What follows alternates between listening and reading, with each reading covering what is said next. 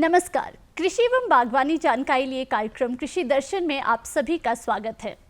भारत एक कृषि आधारित अर्थव्यवस्था वाला देश है, जहां की अधिकतर जनसंख्या अपनी जीविका के लिए कृषि पर आधारित है। कृषि में कृषकों को कई तरह की चुनौतियों का सामना करना पड़ता है, फिर चाहे वो सिंचाई से संबंधित हो, जलवायु से हो या मृदा से हो। हर तरह की समस्या का सामना करने के लिए कृषकों के साथ समय समय पर खड़ा रहता है कृषि विभाग, कृषि विशेषज्ञ और कई तरह की सलाह और योजनाओं के साथ वो सदा कृषकों के साथ रहते हैं। ऐसी ही एक योजना जो राष्ट्रीय स्तर पर आज पूरे देश में क्रियान्वित हो रही है, वो है विकसित कृषि संकल्प योजना।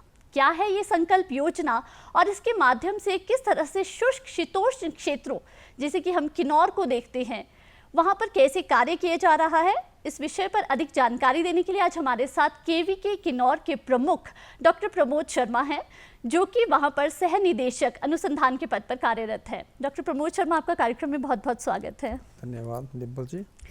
डॉक्टर प्रमोद, जिस तरह से हम एक ऐसे प्रदेश में रहते हैं जहाँ की भौगोलिक परिस्थितियाँ बिल्कुल अलग अलग तरह की है, और आज हम विशेष तौर पर आपकी जो एक संकल्प योजना है कृषि से संबंधित, उस पर बात करने जा रहे हैं और विशेष तौर पर शुष्क शीतोष्ण क्षेत्र की हम बात करने जा रहे हैं। तो ऐसे में जब तक हम सारी चीज़ों को जाने, सबसे महत्वपूर्ण ये हो जाता है कि हम इस कृषि संकल्प योजना के बारे में जानें। किस तरह की ये विकसित संकल्प योजना है और क्यों इसकी शुरुआत की गई है? जी डिम्पल जी, मैं इस चैनल के माध्यम से बागवान भाइयों को भी बताना चाहूँगा कि ये जो मुहिम विकसित कृषि संकल्प अभियान 2025 एक राष्ट्रीय मुहिम रही है और इस मुहिम में पूरे भारतवर्ष में लगभग 731 केवीके कृषि विज्ञान केंद्र जो हैं इस मुहिम में शामिल हुए हैं।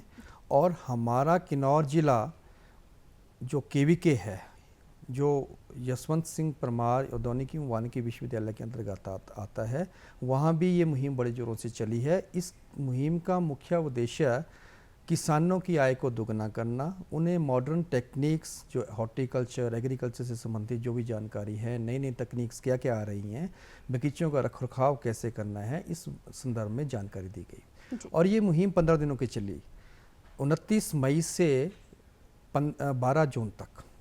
और इस मुहिम में लगभग हिमाचल प्रदेश के जितने भी केवीके सेंटर हैं, चंबा है, सोलन है, शिमला है, लाहौल स्पीति है, ये जितने भी केवीके कृषि विज्ञान केंद्र रहे हैं, तो उनमें ये मुहिम जारी रही है। और अगर हम शुष्क शीतोष्ण क्षेत्रों की बात करें, जैसे किन्नौर ज़िला है, किन्नौर ज़िला में शुष्क शीतोष्ण क्षेत्र जो 2472 मीटर से अधिक ऊंचाई वाले क्षेत्र रहते हैं, तो वहाँ पे ये मुहिम 3 ब्लॉक कवर किए हमने।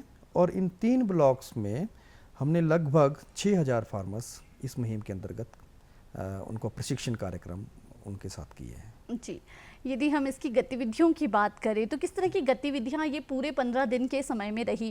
किस तरह से आपका किसानों के साथ जो है आप लोग रूबरू हुए?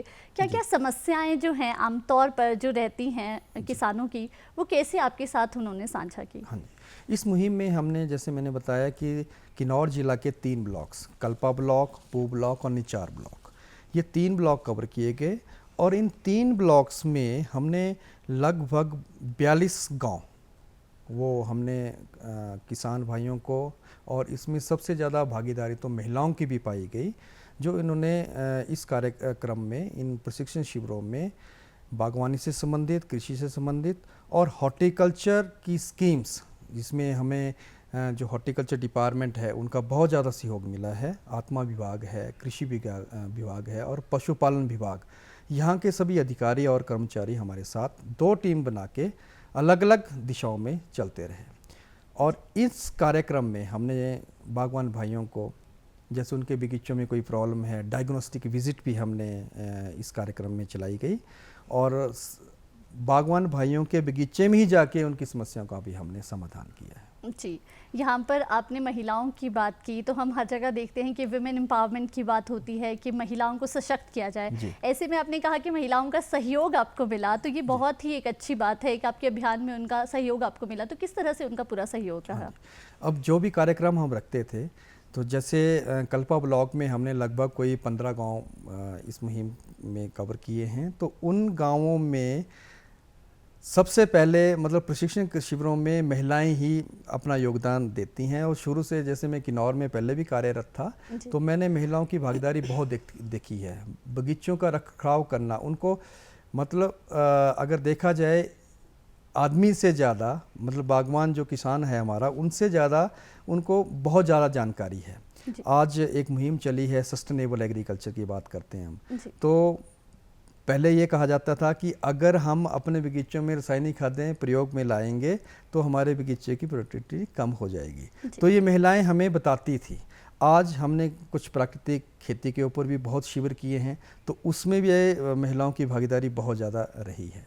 जी, आपने जिस तरह से अवेयरनेस की बात की कि इसका उद्देश्य मुख्यतः यही रहा है, जो आपका ये अभियान है, कि लोगों को अवेयर किया जाए, चाहे हम नई टेक्नोलॉजी की बात करें, ऐप्स की बात करें, मोबाइल ऐप्स के थ्रू कैसे जो है हमारे कृषक हम आपसे कनेक्ट कर सकते हैं, तो इसके माध्यम से क्या क्या इसके अंतर्गत बताया जा रहा था और किस तरह से लोग आपसे कनेक्ट हो रहे थे? जी, तो इस मुहिम में हमें जो सहयोग मिला है, प्रगतिशील बागवान भाई भी रहे हैं, और सबसे बड़ी बात तो ये रही है कि जो इंडो तिब्बत बॉर्डर एरियाज़ हैं हमें, वहाँ के अधिकारी और कर्मचारी जितने भी थे वो भी हमारे साथ मुहिम में शामिल हुए हैं।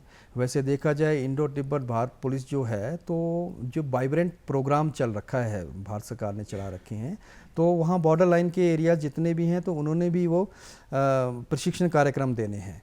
तो जैसे मधुमक्खी पालन, प्राकृतिक खेती के तहत मधुमक्खी पालन कैसे किया जाए, जो हमारी हनी बीज की पॉपुलेशन कम हो रही है उनका संरक्षण कैसे किया जाए, देसी मक्खी का रखरखाव कैसे उसको हम मल्टीप्लाई कर सकते हैं।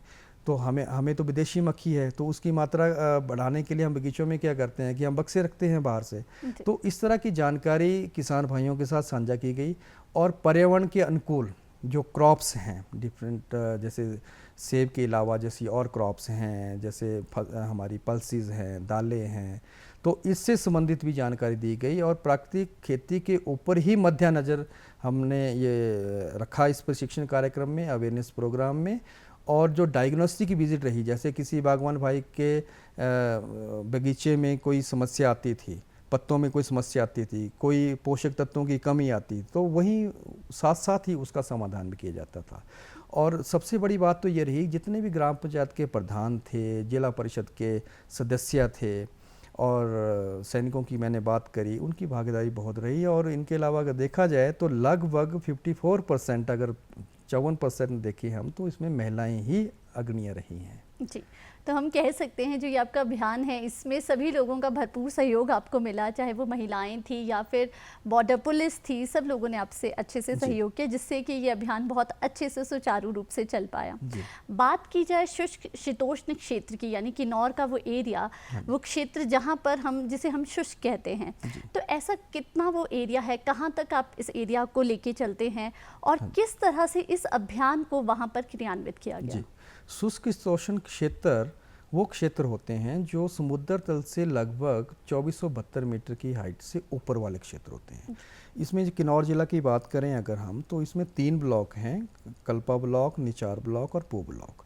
जो कल्पा और निचार ब्लॉक है, ये अगर देखा जाए तो शुष्क शीतोष्ण क्षेत्रों में आते हैं। वैसे तो पू वाले क्षेत्र जो हैं वो ज़्यादातर इसके अंतर्गत आते हैं, लेकिन आज मौसम के बदलाव के कारण जो निचार ब्लॉक है, थोड़ी देर के लिए अगर देखें हम, वहाँ बारिशें बहुत होती हैं, और इन क्षेत्रों में 40 सेंटीमीटर से कम वर्षा आंकी गई है। लेकिन जलवायु परिवर्तन के कारण जो निचार के क्षेत्र हैं वहाँ बहुत बारिशें होती हैं, और वहाँ पे अगर देखा जाए तो रामपुर जो शिमला का क्षेत्र है, उसके साथ ये निचार ब्लॉक हमारा शुरू हो जाता है। तो जितनी भी सेब की समस्याएं जैसे आती हैं, कोई बीमारियां या कीटों का प्रकोप आता है, तो इन क्षेत्रों में ज़्यादा हो गया। अगर देखा जाए तो अभी हाल ही में हमने ओलावृष्टि की समस्या भी देखी है। तो ये सब समस्याएं जो हमारे ऊपरी क्षेत्र हैं, जैसे कल्पा का क्षेत्र है, उसमें चीनी गाँव है, कश्मीर गाँव है, रिकांग पीओ आता है उसमें, और दूसरा जो है पू ब्लॉक, जो हमारा स्पीति के साथ जो क्षेत्र आते हैं, जो लास्ट विलेज हमारा सुमरा विलेज है, वो टिपिकली जो है ड्राई टेम्परेट या शुष्क क्षेत्रों में आते हैं ये। जी, जब हम शुष्क शीतोष्ण क्षेत्रों की बात करते हैं और आपने बॉर्डर की बात की, तो बॉर्डर में जो हमारे जितने भी गांव हैं, वहाँ पर जो ये अभियान है वो किस तरह से चला किस तरह से लोगों ने आपसे संपर्क किया और कैसे ज़्यादा से ज़्यादा लोग जो हैं, जैसे आपने कहा कि बॉर्डर पुलिस ने भी इसमें बहुत ज़्यादा जी। सहयोग किया, तो किस तरह का ये पूरा कार्यक्रम था उसके बारे में थोड़ा बताएं। जी, इस अभियान में हमने किन्नौर जिला से 2 टीमें बनाई थी और इन टीमों में केवीके के वैज्ञानिक भी थे, हॉर्टिकल्चर के ऑफिसर्स और उनके अधिकारी, और विशेषकर जो उप निदेशक हैं उनका बहुत ज़्यादा सहयोग मिला है हमें। आत्मा के अधिकारी थे, कृषि विभाग के थे और एनिमल हस्बेंड्री से भी काफ़ी लोग थे, और हर क्षेत्र में, हर ब्लॉक में उनका कोई ना कोई अधिकारी रहता था। तो केवीके के वैज्ञानिकों के साथ एक टीम बनाई गई, 4-4 सदस्य थे उसमें, और 2 वैज्ञानिक होते थे एक टीम में, और 2 जो थे वो आत्मा या कृषि विज्ञान विभाग से और हॉर्टिकल्चर विभाग से रहते थे। और इसमें मुख्यतः वैज्ञानिक प्रशिक्षण देते थे कि मॉडर्न टेक्निक्स, हॉर्टिकल्चर टेक्निक्स, बागवानी के बारे में बताना, या नई नई जो आजकल क्रॉप डाइवर्सिफिकेशन की हम बात करते हैं उसके बारे में बताना, मधुमक्खी पालन के बारे में बताना। और जो हॉर्टिकल्चर और एग्रीकल्चर के जो अधिकारी होते थे वो उन्होंने भारत सरकार की क्या क्या स्कीम्स चल रही हैं जो किसान और बागवान भाइयों की ज़रूरत को पूरा कर सके, तो उस तरह करके इन्होंने बहुत ज़्यादा सहयोग दिया। और आईटीबीपी के जवान जो वाइब्रेंट विलेजेस के तहत हमारे एरियाज़ आते हैं, वहाँ पे इतना ज़्यादा सहयोग मिला। और इनकी अगर एक प्रशिक्षण कार्यक्रम में देखी जाए तो 30 से 35 आईटीबीपी के जवान और अधिकारी भी हुआ करते थे। और इन्होंने ये भी वायदा किया कि आने वाले टाइम में जो भी खेती अपनाएं हम उसको केमिकल फ्री खेती अपनाएं, वातावरण के अनुकूल हो, मिट्टी की बनावट, मिट्टी की हेल्थ का ध्यान रखें। तो इस तरह करके सभी किसान और बागवान भाइयों ने भी अपना प्रण लिया। और अगर देखा जाए तो किन्नौर जिला अपने आप में ही एक जैविक माना जाता है, यहाँ पे रासायनिक खादों का प्रयोग बहुत कम होता है। लेकिन आज किसान और बागवान भाई इस तरह भी बहुत कन्विंस हो चुके हैं कि ये खेती जो है आने वाले टाइम में हमारी पीढ़ी को एक स्वस्थ जीवन प्रदान कर सकती है। जी डॉक्टर प्रमोद, इस अभियान की जब हम बात कर रहे हैं, हर व्यक्ति की सहभागिता इसमें रही है। ऐसे में अगर हम किसानों की जागरूकता की बात करें कि किसान कितने ज़्यादा उत्सुक थे इस अभियान के प्रति, जब उन्हें पता चला कि इस तरह का अभियान शुरू होने वाला है, कितने लोग बढ़ चढ़ कर इसमें आगे आए, उन्होंने भाग लिया और जो भी समस्याएँ थी वो आपके साथ साझा की। जी, तो जैसे हमने अभियान शुरू किया तो इसमें सुबह हम 11 बजे से ये टाइम शुरू करते थे, और इसमें जितने भी ग्राम पंचायत के सदस्य मेंबर्स जो होते थे वो सभी इसमें भागीदार रहे हैं। और इस मुहिम में संबंधित पंचायत के जो प्रधान थे, उप प्रधान थे, उन सभी से पहले किसानों के बारे में पूछताछ की गई। किसानों के कि इस में हमने ये ट्रेनिंग प्रोग्राम रखना है और ये जानकारी देनी है। तो किसान लोग, क्योंकि आजकल सेब का सीज़न चल रखा है, और सेब के साथ साथ दूसरी जो हमारे मोटे अनाज की फसलें हैं, जैसे वहाँ किन्नौर की बात की जाए तो वहाँ पे उगला है, फाफड़ा है, इसकी बिजाई भी कर रहे हैं। तो इससे संबंधित हमने जानकारी देनी है। तो किसान जो जितने भी ग्राम पंचायत प्रधान थे तो उन्होंने एक व्हाट्सएप ग्रुप बना रखा था वहाँ के अपने ग्राम पंचायत के किसानों का, बागवानों का, उससे संबंधित उन्होंने जानकारी दी। और उस जानकारी से 11 बजे लगभग हमारे किसान एक ट्रेनिंग प्रोग्राम में 60 से 70 ट्रेनिंग फार्मर जो है इकट्ठा हो जाते थे, और ये 3-4 घंटे की मुहिम रहती थी। और एक दिन में हम लगभग 2 से 3 गांव भी कवर किया करते थे। तो इसी तरह अगर देखा जाए तो 150 से लेकर 200 तक हमने किसानों को जागरूकता अभियान शुरू किया था। एक दिन में इतनी भागीदारी रहती थी।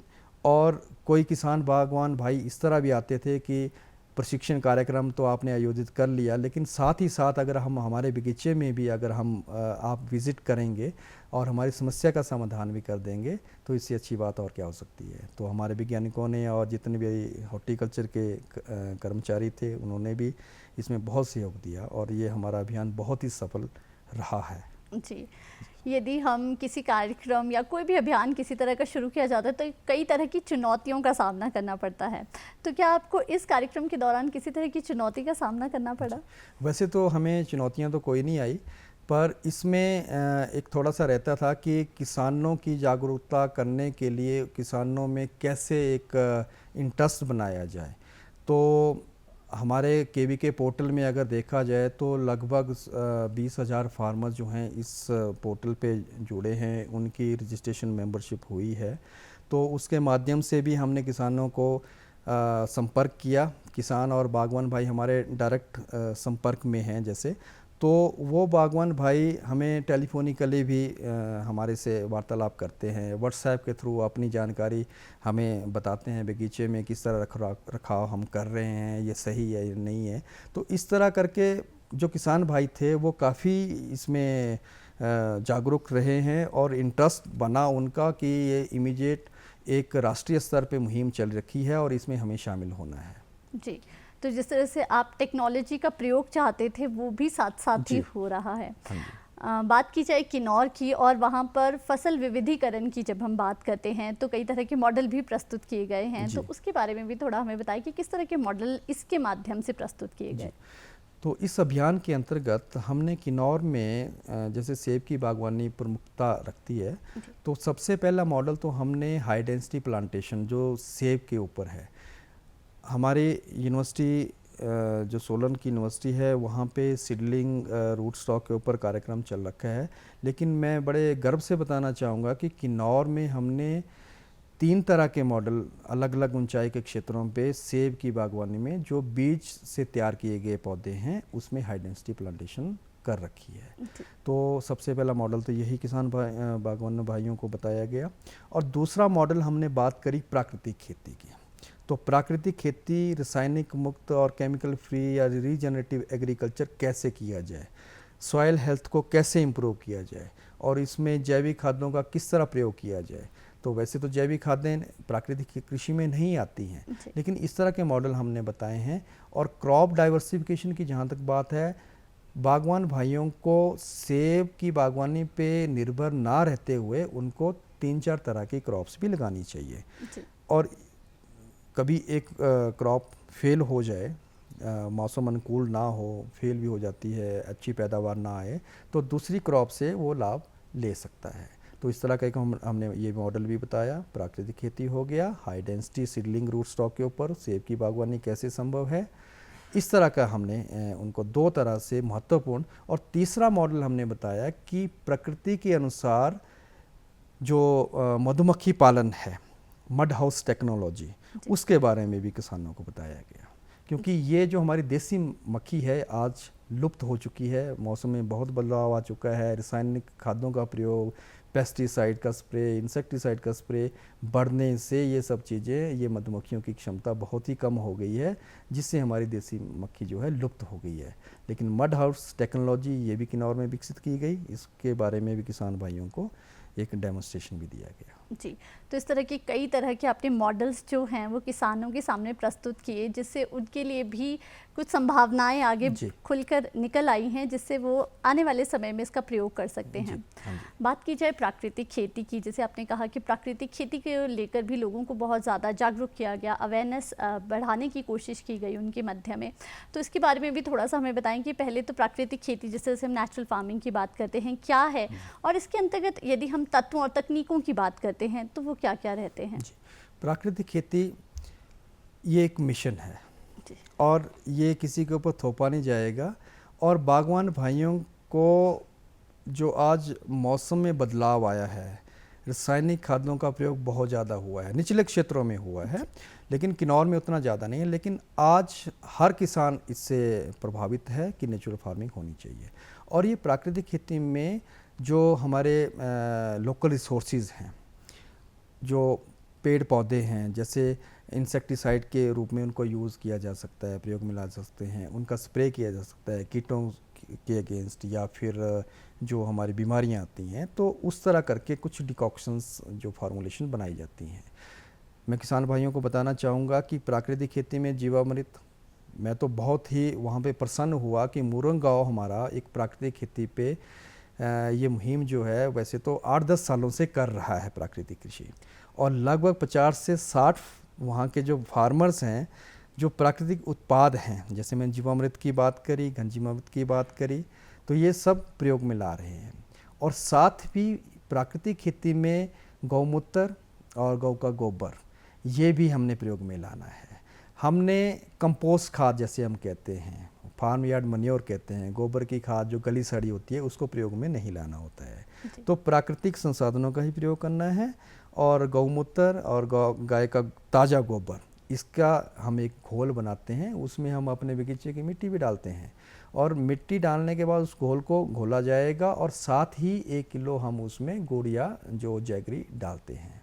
तो इससे क्या है कि जो हमारे जो खेत की मिट्टी है उसमें जीवाणु होते हैं और वो जीवाणु मेरा अपनी मिट्टी का पनपा हुआ है, तो हमने जब घोल बनाया उसमें गुड़ भी डाला तो वो उन जीवाणुओं की मात्रा बढ़ती है। तो इस तरह ये घोल 200 लीटर का बनाया जाता है और अपने बगीचे में डाला जाता है।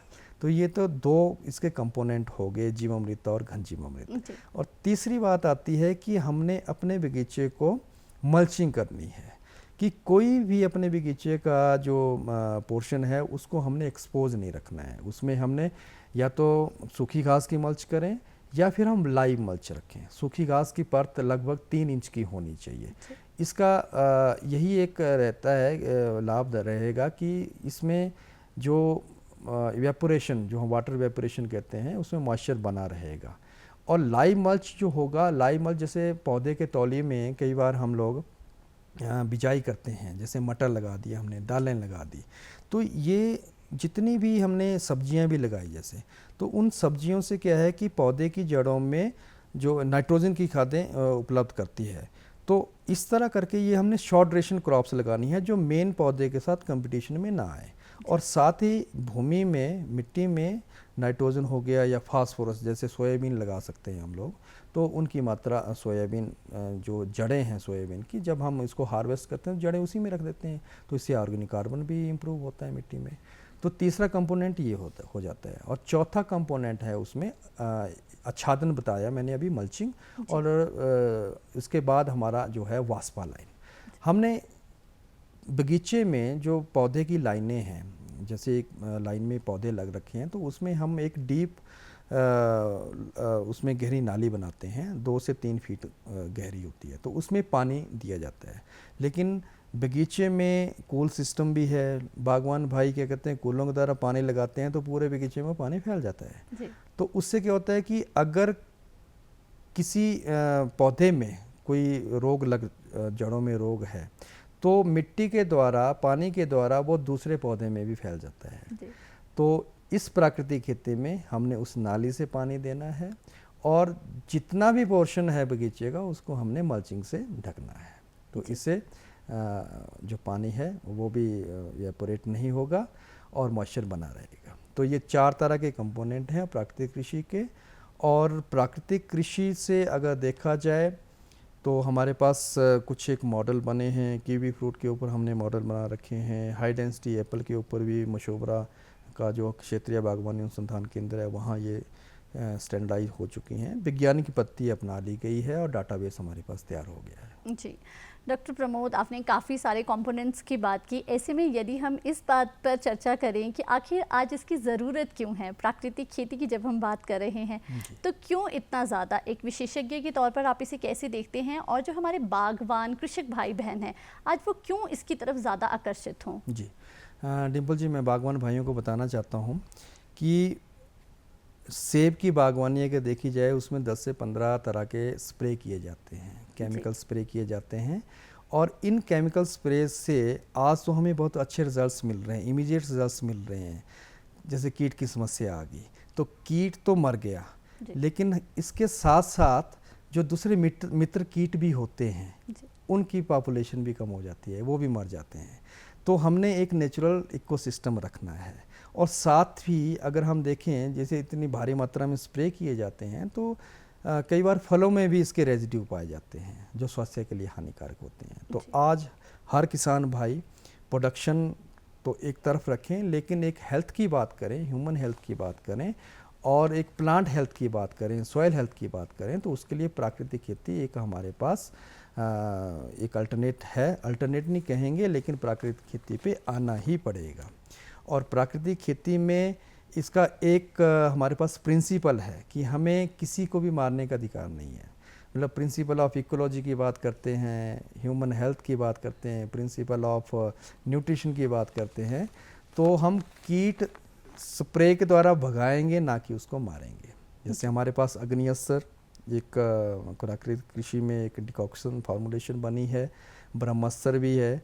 तो इस तरह ये कीटों को भगाएंगे, ना कि उनको मारेंगे। तो प्रिंसिपल ऑफ हार्मोनी भी इसके अंतर्गत आता है। तो इस तरह के हमें अपनाने की जरूरत बनी है और हर कोई आज की डेट में जागरूक हो चुका है। जी जी डॉक्टर प्रमोद, यहाँ चाहेंगे हम कि आज जो ये आपका अभियान चला है, इस तरह के अभियान आप फ्यूचर में भी चलाते रहे, भविष्य में भी यही हम चाहेंगे, ताकि हमारे कृषकों और बागवानों को सलाह जो है वो मिलती रहे, जिससे उनको अधिक से अधिक लाभ प्राप्त हो। हम चाहेंगे कि आप हमारे कृषकों और बागवानों को कुछ संदेश दें इस अभियान से संबंधित। जी, तो बागवान भाइयों को मैं यही संदेश देना चाहता हूँ कि भारत सरकार तरह तरह के अभियान चलाती है। किसानों को आगे आना चाहिए, जागरूक होना चाहिए, अपने स्वास्थ्य की ओर ध्यान रखना चाहिए, मिट्टी का ध्यान रखना चाहिए और सबसे ज़्यादा तो अपने वातावरण का ध्यान रखना चाहिए। जो भी हम अभियान के अंतर्गत प्रशिक्षण कार्यक्रम आयोजित करते हैं, बागवान भाइयों को वैज्ञानिक पद्धति के अनुसार बगीचों का रखरखाव करने की ज़रूरत है। दूसरा मैं बताना चाहूँगा कि जितने भी हमारी ट्रेडिशनल क्रॉप्स हैं, अब जैसे किन्नौर ज़िले में ओगला और फाफड़ा है, ये मिलेट्स हैं, बाथू है, तो इस तरह करके हमें इस मोटे अनाज को भी इनका संरक्षण करना चाहिए। और तीसरी बात है क्रॉप डाइवर्सिफिकेशन की। किसान भाइयों को यही कहूँगा कि सेब की बागवानी पे निर्भर ना रहते हुए हमें नाशपाती पे भी जाना चाहिए। हमें अंगूर किसी ज़माने में किन्नौर में बहुत ज़्यादा उगाया जाता था, तो आज इसके पौधे अगर देखें तो घरों में 1 या 2 पौधे देखने को मिलते हैं। तो इसका भी संरक्षण करना चाहिए, इसकी भी खेती को बढ़ावा दिया जाना चाहिए। तो और जल संरक्षण की जहाँ तक बात है, किसान भाइयों को वाटर हार्वेस्टिंग चैनल्स भी बनाने चाहिए, पानी को कंजर्व भी करना चाहिए। और सबसे ज़्यादा तो यही कहूँगा कि वैज्ञानिक सलाह के अनुसार ही अपने बगीचों का रखरखाव करें। जी डॉक्टर प्रमोद, आज आप कार्यक्रम में आए और इतनी महत्वपूर्ण सलाह आपने हमारे दर्शकों के साथ साझा की, इसके लिए आपका बहुत बहुत धन्यवाद। धन्यवाद। आज कार्यक्रम में हमने जाना कि किस प्रकार से विकसित कृषि संकल्प अभियान का शुभारंभ किया गया और बहुत ही अच्छे तरीके से ये सफल रहा। आज कार्यक्रम में इतना ही। एक नए विषय के साथ फिर होगी आपसे मुलाकात, तब तक हमें दीजिए इजाज़त। नमस्कार।